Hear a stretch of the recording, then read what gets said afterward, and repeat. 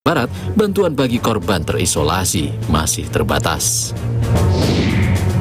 Kebijakan transportasi umum gratis bagi pekerja bergaji minimum di Jakarta dinilai mampu tekan biaya hidup.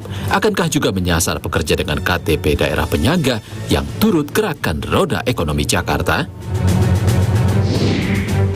Dalam KTT Iklim COP30 di Brasil, perwakilan masyarakat adat dari Indonesia menilai kurangnya komitmen delegasi pemerintah Indonesia melindungi hak masyarakat adat. Selamat datang di 60 Menit Special Report, membuka mata, mengungkap fenomena. Bersama saya Ihsan Sitorus, kita simak sorotan pertama saudara. Jelang sebulan pasca bencana banjir bandang dan longsor yang menerjang Aceh, Sumatera Utara, dan Sumatera Barat, bantuan untuk korban terisolir masih terbatas. Guru Besar Universitas Syah Kuala menilai pengibaran bendera putih di Aceh sebagai isyarat karena negara belum mampu memenuhi kebutuhan korban terdampak. Saya ditelepon banyak pimpinan kepala negara yang ingin kirim bantuan. Saya bilang terima kasih. Concern Anda, kami mampu. Indonesia mampu mengatasi ini. Ya.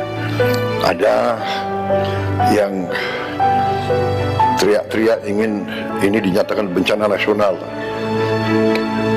Kita sudah kerahkan ini 3 provinsi dari 38 provinsi. Jadi situasi terkendali.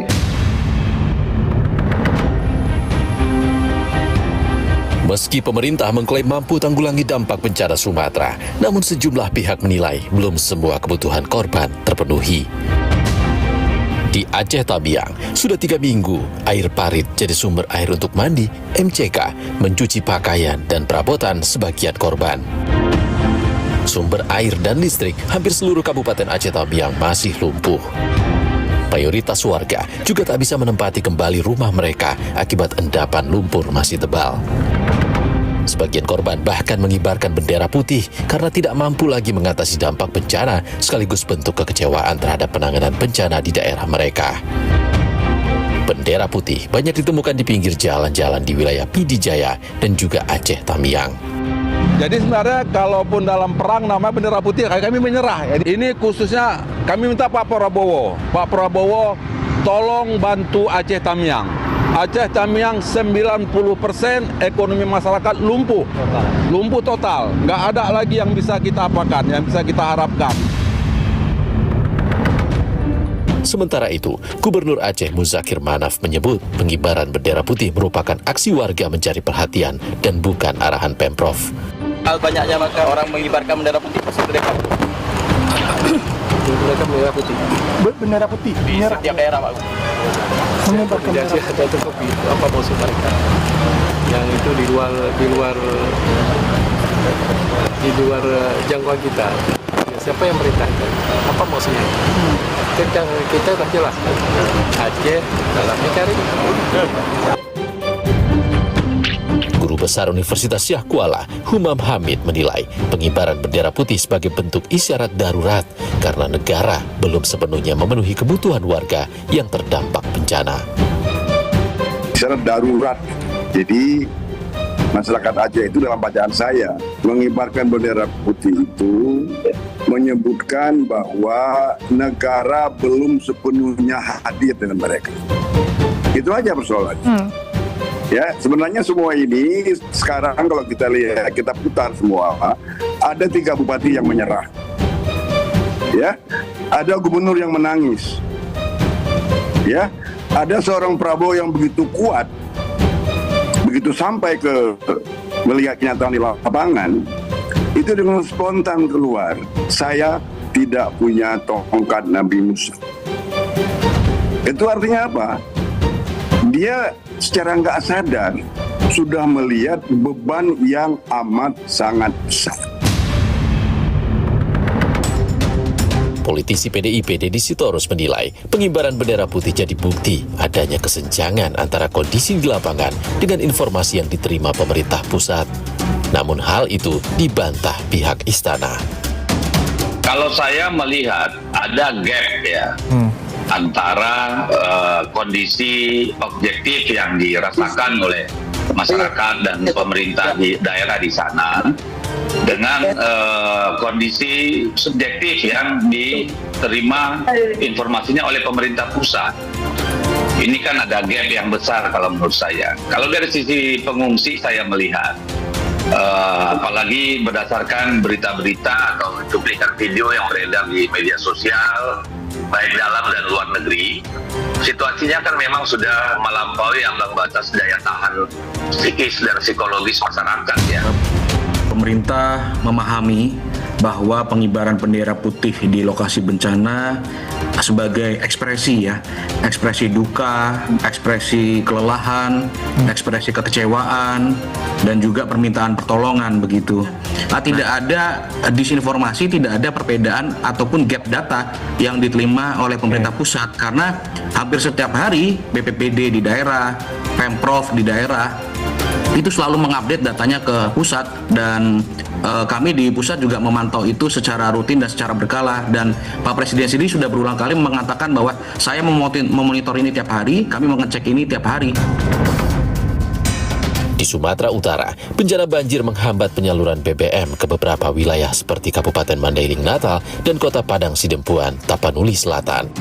Antrean panjang mengular di setiap SPBU. Pengerjaan jembatan Beli pun dikebut sebagai penghubung antara Tapanuli Selatan, Tapanuli Tengah, dan Kota Sibolga agar pasokan BBM dari depo Pertamina Sibolga dapat disalurkan. Kamis 18 Desember lalu, Presiden Prabowo kembali mengunjungi daerah terdampak bencana Sumatera. Presiden mendatangi Kabupaten Agam, Padang Pariaman, hingga meninjau proses pembangunan jalan di Lembah Anai, Tanah Datar, Sumatera Barat.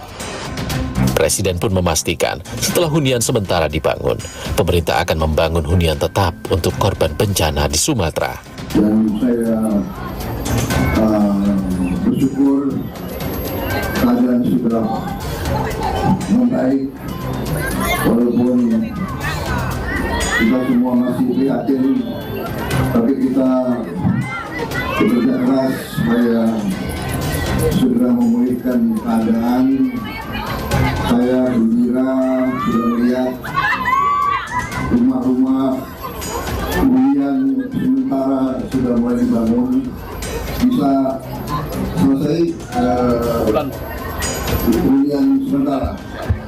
Sebenarnya supaya ibu-ibu, bapak-bapak semua sudah tidak perlu tinggal di tenda. Sejak bencana terjadi November lalu, Presiden Prabowo 3 kali ke lokasi bencana. Presiden menyebut setiap sumber daya negara dikerahkan bagi bencana di Sumatera, meski pemerintah tak menetapkan status bencana nasional dan menolak bantuan luar negeri. Namun, mantan pelaksana tugas Sekretaris Badan Rehabilitasi dan Rekonstruksi Gempa dan Tsunami Aceh Nias, Teguh Kamaruzzaman, memperkirakan pemulihan dan rekonstruksi daerah terdampak bisa memakan waktu 30 hingga 40 tahun tanpa dukungan internasional. Kalau tsunami itu sedimen lumpur mungkin hanya 30 dan sampai 50 cm saja. Tapi sekarang itu sampai 1 meter dan 2 meter. Jadi ini sangat berat itu. Jadi kondisinya pemulihannya kalau tidak dengan bantuan internasional, kita khawatir ya ini bencana ini akan akan pemulihannya akan makan waktu sampai 30 mungkin sampai 40 tahun. Sementara itu, korban bencana Sumatera terus bertambah. Hingga Sabtu sore, BNPB mencatat korban meninggal mencapai 1.071 orang. 185 warga masih dinyatakan hilang dan 7.000 orang mengalami luka-luka. Dan sebanyak 111.620 warga masih mengungsi di 210 titik pengungsian. Di tengah keterbatasan, sejumlah masjid di Aceh Tamiang mulai kembali bisa digunakan. Pembersihan dilakukan sejak 2 minggu terakhir, dan kini umat muslim sudah mulai melaksanakan sholat di masjid meski pasokan air bersih terbatas. Sementara di Desa Huta Godang Aek Ngadol, Batang Toru, Sumatera Utara, ada 4 gereja yang terdampak bencana, yakni Gereja HKBP, Gereja Kristen Protestan Angkola, Gereja Katolik, dan Gereja Pentakosta Kudus Indonesia. Umat Gereja Pentakosta Kudus Indonesia bersama TNI Polri membersihkan lumpur agar perayaan Natal pekan depan dapat terlaksana dengan hikmat. Tidak hanya lumpur tebal, peralatan gereja seperti meja, kursi, bahkan peralatan elektronik rusak akibat terendam banjir. Bencana yang melanda Sumatera dipicu oleh anomali cuaca siklon senyar dan diperparah deforestasi jadi peringatan untuk kita semua. BMKG menyebut Indonesia saat ini dikepung 3 siklon tropis, yaitu bibit siklon 93S, bibit siklon 95S, dan bibit siklon Bakung. Bibit siklon tropis 95S berpotensi menimbulkan hujan lebat di sejumlah wilayah, Papua Selatan, Maluku Selatan, Maluku Tenggara, serta perairan Laut Arafura. Bibit siklon 93S yang berpotensi berdampak di wilayah Banten, Jawa Barat, Jawa Tengah, Yogyakarta, Jawa Timur, dan Nusa Tenggara Barat bahkan telah memicu banjir di Bali bagian selatan pekan lalu. Sekitar 200 hingga 300 keluarga di Denpasar dan Badung terdampak. Banjir juga menewaskan seorang turis perempuan asal Rusia. Sedangkan bibit siklon tropis Bakung berkembang dari bibit siklon tropis 91S, berpotensi berdampak di Samudra Hindia Barat Lampung, Selat Sunda bagian selatan, Samudra Hindia Barat Kepulauan Mentawai, hingga Bengkulu. Siklon tropis Bakung menimbulkan angin kencang dan ombak setinggi 2,5 meter di Selat Sunda. Kondisi ini pun memicu kemacetan panjang di Pelabuhan Merak, Banten dalam beberapa hari terakhir akibat pelayaran terganggu. BMKG juga mengingatkan potensi cuaca ekstrim masih akan terjadi di berbagai wilayah jelang akhir tahun. Masyarakat, utamanya yang akan mudik atau berlibur di Natal dan Tahun Baru, diminta untuk tetap waspada. Puncak musim hujan untuk daerah Sumatera bagian selatan, Jawa, Bali, Nusa Tenggara itu baru di Januari nanti. Sementara yang mencapai puncak musim hujan November-Desember adalah di Sumatera bagian utara dan tengah. Sementara untuk Kalimantan dan sebagian besar Papua itu iklimnya sama di sepanjang tahun. Jadi kita perlu waspada bahwa di bulan Januari, Februari itu masih akan masuk ke puncak musim hujan. Tak hanya masyarakat, pemerintah maupun otoritas terkait harus waspada mengantisipasi cuaca ekstrim demi keselamatan warga. Saudara, di tengah tekanan ekonomi, masyarakat Jakarta kini mendapat angin segar lewat kartu layanan transportasi umum gratis. Lalu bagaimana mekanismenya? Selengkapnya usai jeda. Hari itu tuh PP bisa 46, 48, lebih bahkan. Kalau kita kali 30.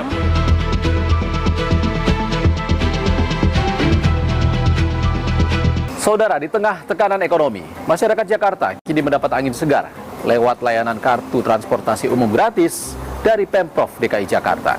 Lalu transportasi apa saja dan siapa saja yang bisa menikmatinya dan bagaimana pula mekanismenya?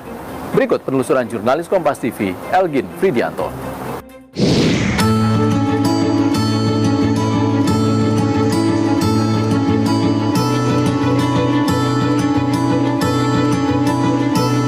Kabar baik bagi Anda pekerja dengan KTP DKI Jakarta yang memiliki gaji atau pendapatan setara dengan 1 kali upah minimum plus 15% atau sekitar 6,2 juta rupiah. Pasalnya, Anda bisa menikmati manfaat menaiki transportasi umum seperti MRT, LRT, dan juga Transjakarta secara gratis. Tapi ada syaratnya. Ini harus dipegang oleh warga yang memiliki kartu pekerja Jakarta dan sudah mengajukan kartu layanan gratis untuk bisa naik atau menikmati transportasi umum secara gratis. Nah, seperti apa syarat dan juga mekanisme untuk bisa mengajukan kartu layanan gratis ini?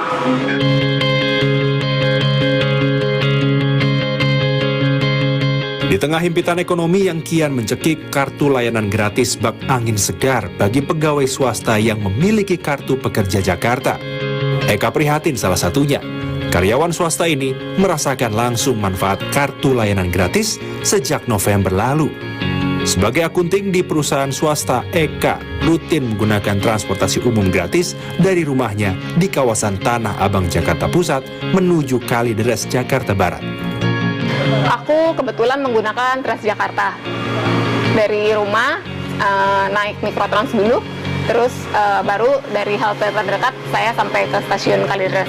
Ini KLJ saya, kartu pekerja saya ini.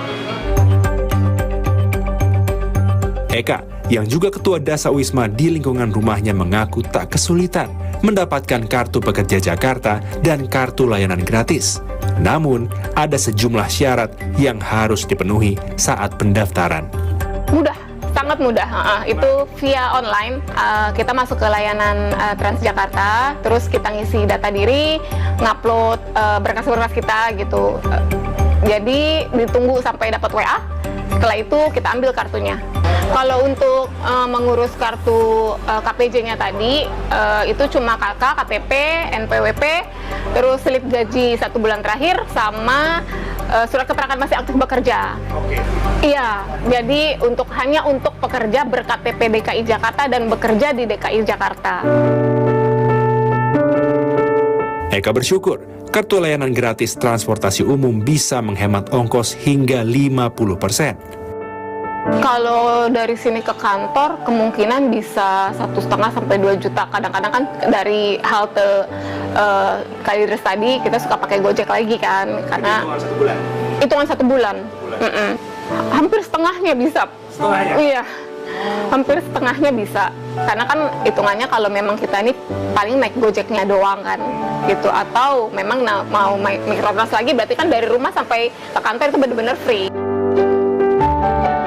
Selain mendapat kartu layanan gratis, pemilik Kartu Pekerja Jakarta atau KPJ juga bisa menikmati sejumlah manfaat. Eka bercerita, setiap bulannya ia bisa belanja kebutuhan pokok menggunakan Kartu Pekerja Jakarta. Kita sebagai pekerja Jakarta bisa nebus pangan bersubsidi Pak dari pemerintah gitu, sama seperti halnya kayak kartu anak sekolah ya KJP, kita juga bisa nebus setiap bulannya. Itu kan lumayan ya buat kita gitu. Dapatnya itu beras, ayam, telur, daging sapi, sama ikan. Bedanya cuma kita tidak ada susu. Kalau anak sekolah kita ada susu. Kebijakan kartu layanan gratis tertuang dalam Peraturan Gubernur atau Pergub Nomor 33 Tahun 2025 tentang pemberian layanan angkutan umum massal gratis yang telah ditandatangani Gubernur DKI Jakarta Pramono Anung 10 Oktober lalu. Berdasarkan Pasal 3 Pergub DKI Jakarta Nomor 33 Tahun 2025, ada 15 golongan masyarakat dengan persyaratan tertentu yang bisa memanfaatkan transportasi umum gratis. Mulai dari peserta didik yang memiliki kartu Jakarta Pintar, penerima bantuan sosial yang terdaftar, penghuni rumah susun yang ditetapkan oleh Kepala Pengelola Rumah Susun Jakarta, tim penggerak PKK, PJLP dan pegawai non-ASN Pemprov DKI Jakarta, ASN dan PNS Provinsi DKI Jakarta, penyandang disabilitas. Kartu layanan gratis juga menyasar lansia, veteran Republik Indonesia, karyawan swasta, pengurus Karang Taruna, dasawisma, hingga anggota TNI. Kartu layanan gratis disambut antusias sejumlah pekerja Jakarta berpenghasilan UMP. Saya bertemu Amanda Kartikasari, salah satu karyawan swasta yang akan membuat Kartu Pekerja Jakarta sebagai syarat mendapatkan kartu layanan gratis transportasi umum.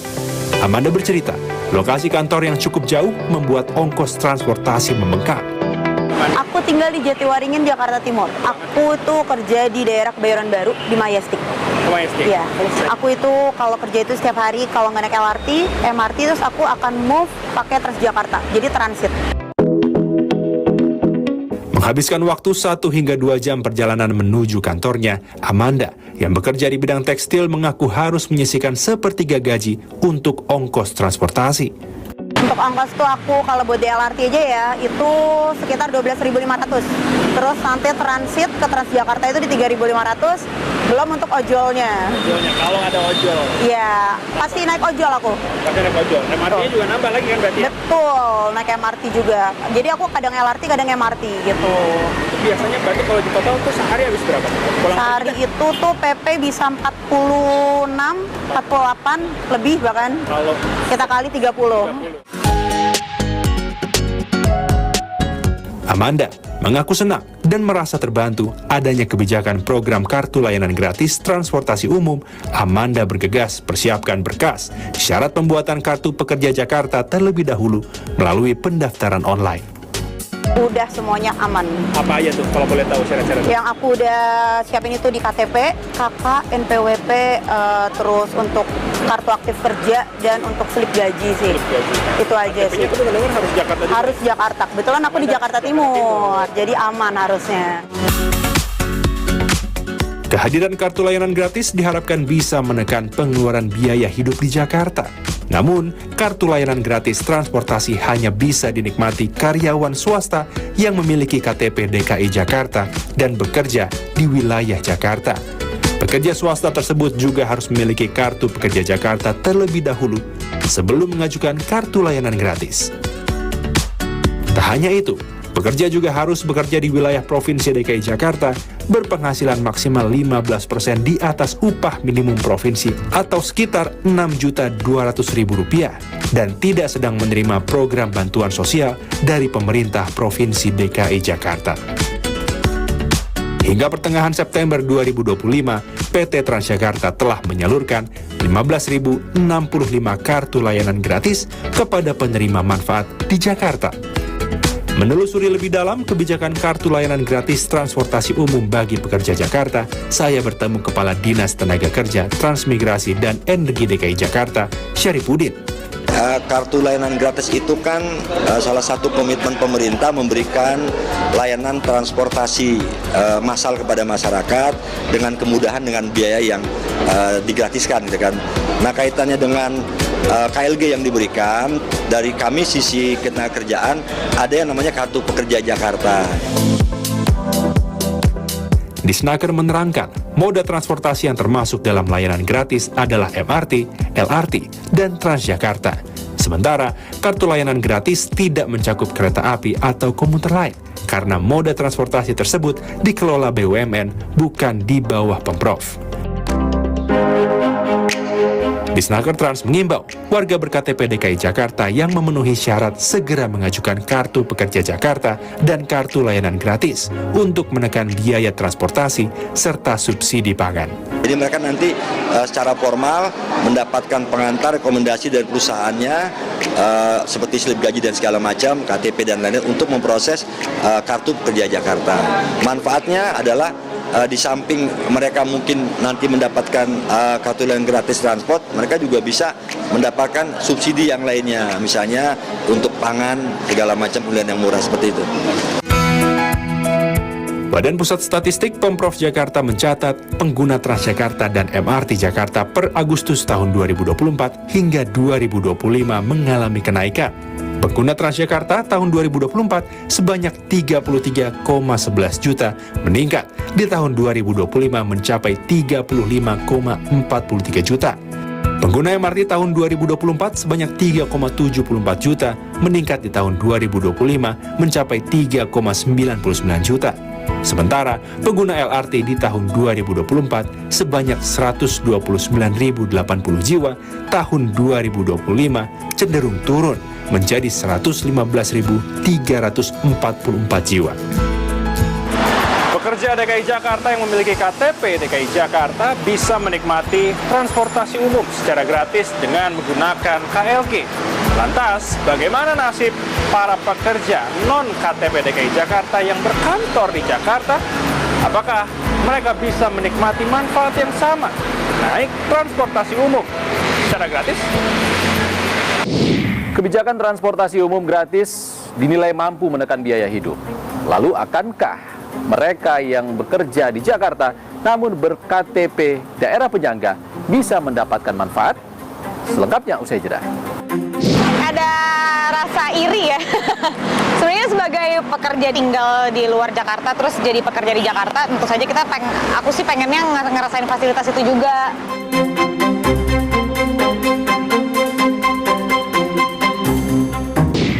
Saudara, layanan transportasi umum untuk pekerja dengan upah minimum di Provinsi Jakarta dinilai mampu menekan biaya hidup.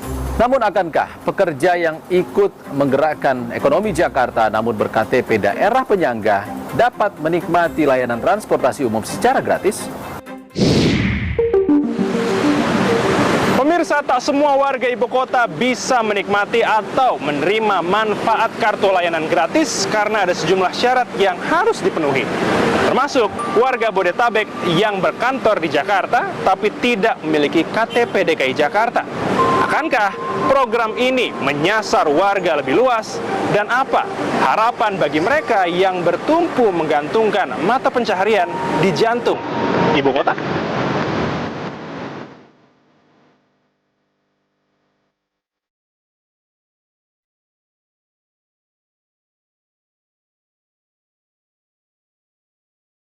Hiruk-pikuk ibu kota menemani aktivitas pekerja dari berbagai daerah. Meski tak memiliki KTP Jakarta, banyak warga di wilayah penyangga ibu kota yang menggantungkan hidup di kota metropolitan. Mereka pun berharap bisa turut menikmati layanan transportasi umum gratis, layaknya pekerja ber-KTP Jakarta.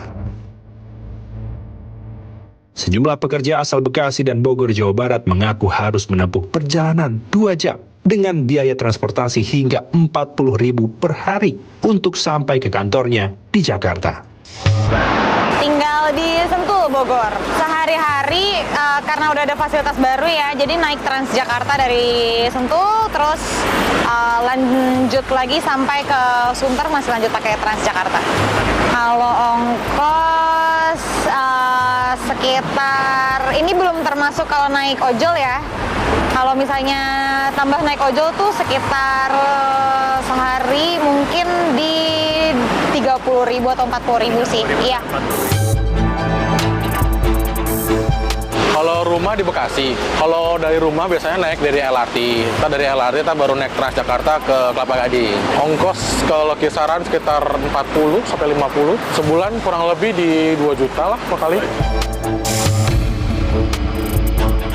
Sehari-hari naik KRL, habis itu naik TJ 1,5 jam sampai 2 jam lah. Kurang lebih 30 ribuan. 30 ribuan. Sebulan kira-kira habis 600.000.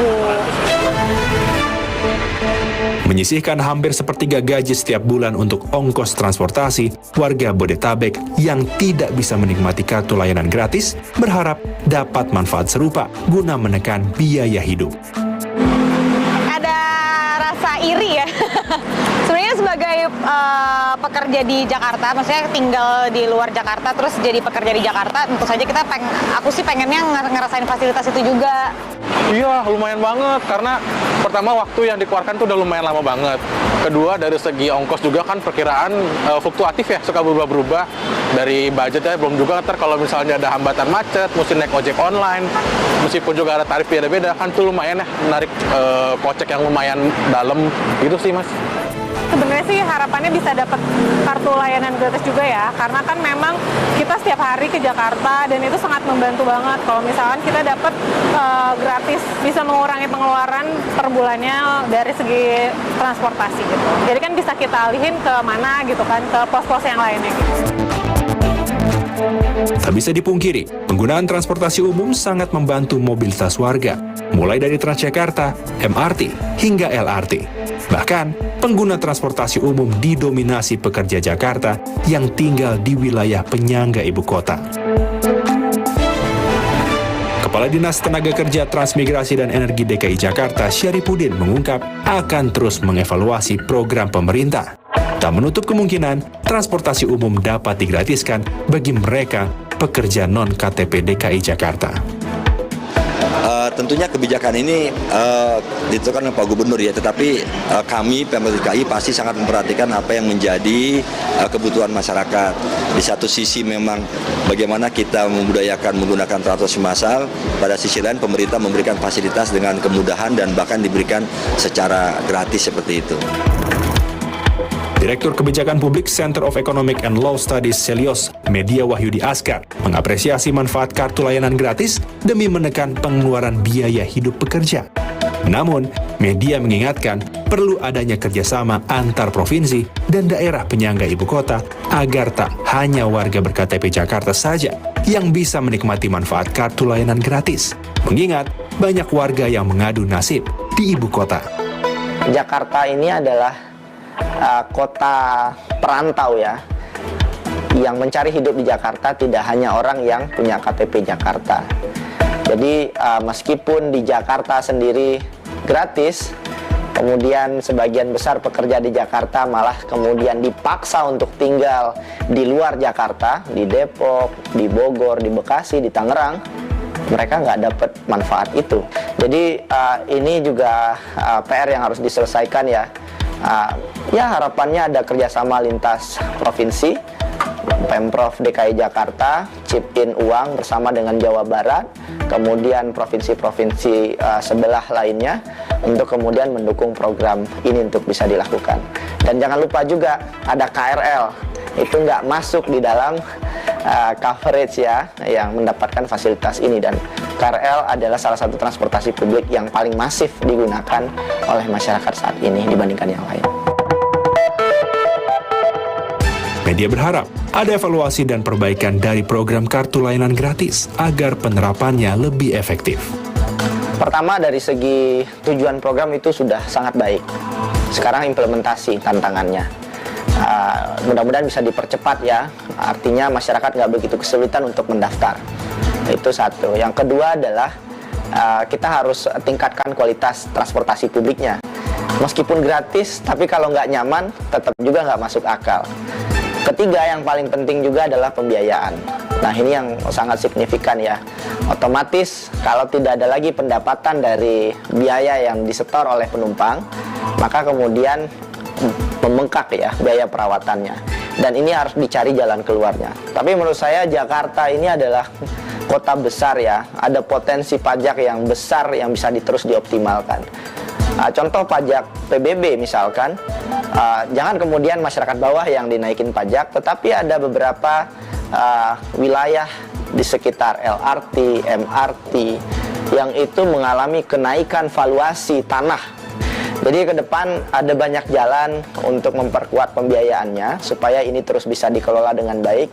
Tapi sebagai sebuah harapan, publik tentu berharap ini jadi kenyataan. Dan sekarang pemerintah perjuangannya adalah lakukan sebaik mungkin dan wujudkan keinginan itu.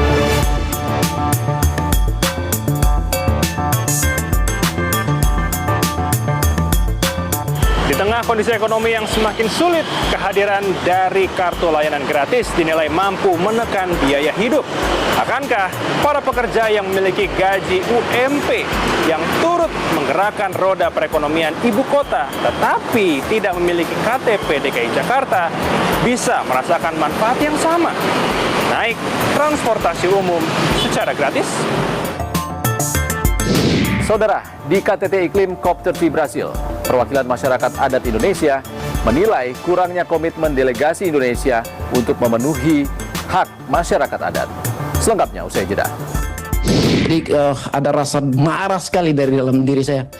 Bagaimana pemerintah Indonesia menawarkan solusi ekonomi hijau sementara di Papua dia buka 2 juta hektar. Saudara, dalam KTT Iklim COP30 di Brasil, perwakilan masyarakat adat Indonesia menilai kurangnya komitmen delegasi Indonesia dalam melindungi hak masyarakat adat. Padahal jutaan hektar wilayah adat di Indonesia tumpang tindih dengan pengusahaan hutan dan operasional pertambangan. Berikut liputan jurnalis Kompas TV Adinda Kusumo dan juru kamera Ajriah Hafiz yang merupakan bagian dari beasiswa jurnalis dari Earth Journalism Network yang merupakan bagian dari Internews dan Stanley Center for Peace and Security di COP30 Brasil.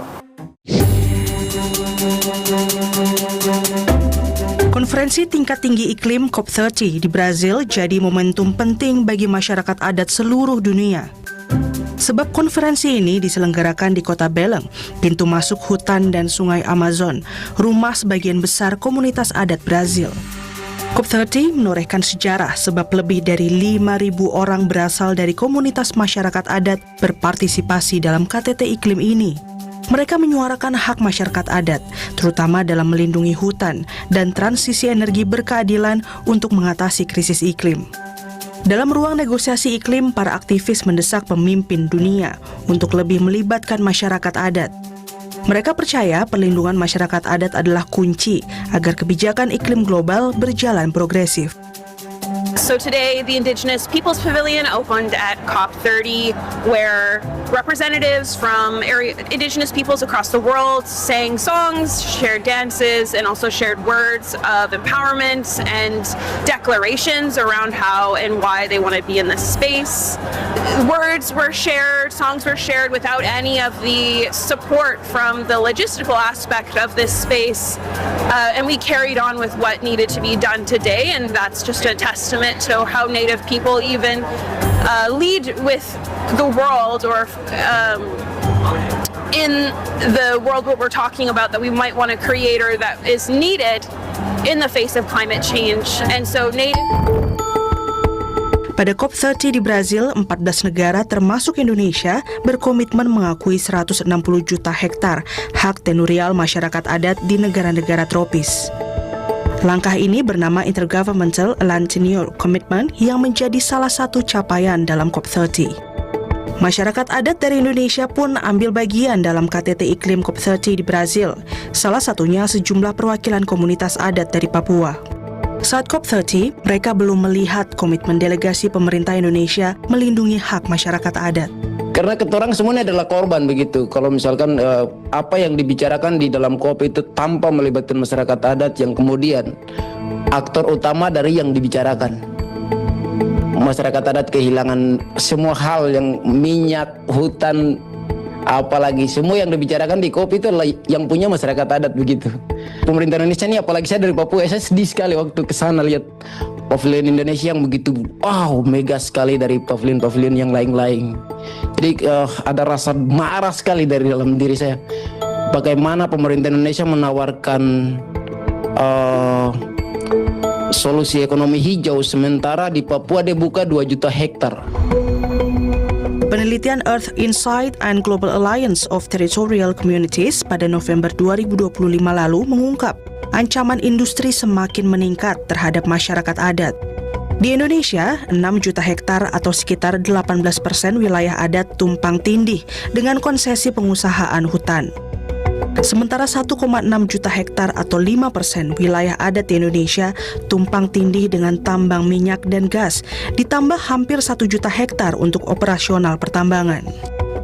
Studi yang sama pun mencatat masyarakat adat di Indonesia kehilangan 11 juta hektar wilayah adat dari tahun 2014 hingga 2024. Angka ini lebih besar dari luas negara Korea Selatan yang hanya 10 juta hektar.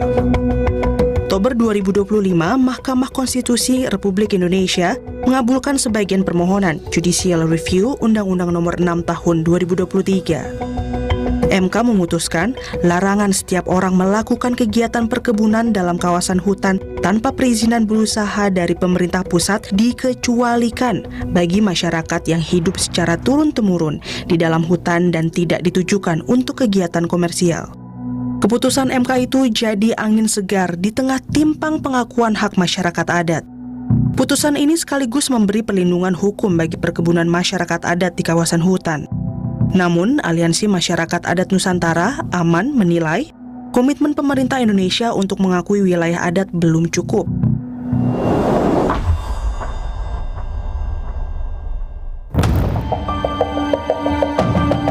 November lalu, Menteri Kehutanan Raja Juli Antony pada forum internasional di Rio de Janeiro, Brazil menyebut pemerintah berkomitmen mengakui 1,4 juta hektar wilayah adat hingga 2029.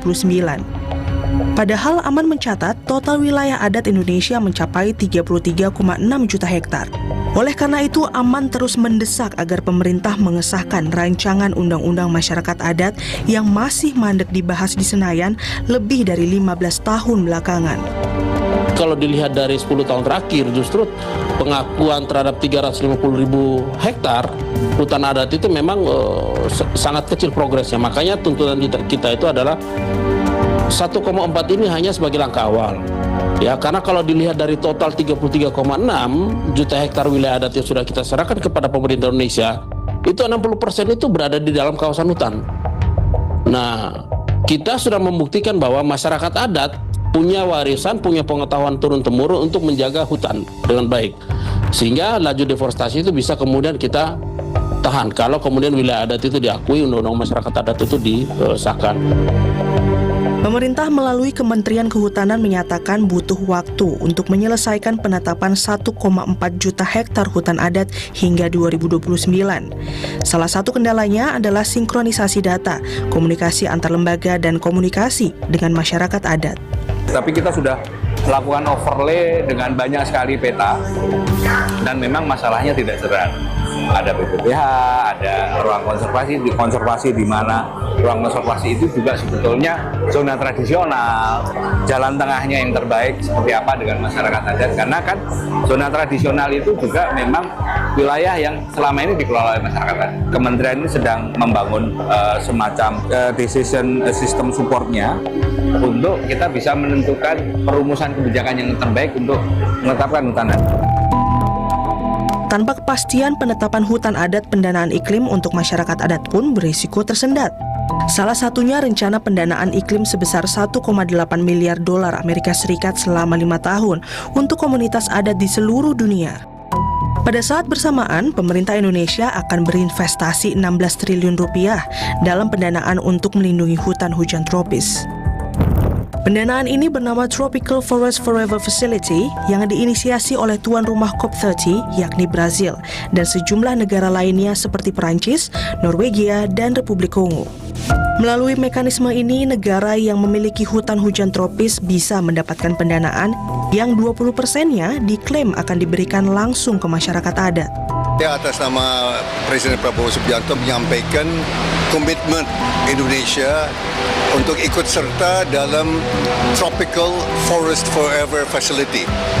Ini suatu dana yang didirikan Brazil, Indonesia, dan berbagai negara lainnya, termasuk Democratic Republic of Congo.